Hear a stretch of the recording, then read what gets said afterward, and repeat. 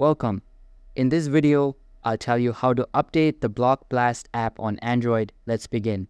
First, open your phone settings and make sure you are connected to a strong Wi-Fi network. If you're using mobile data, consider switching to a faster option like 5G for better connectivity. Next, confirm that your device has enough storage space. Without sufficient space, the Block Blast update will not proceed.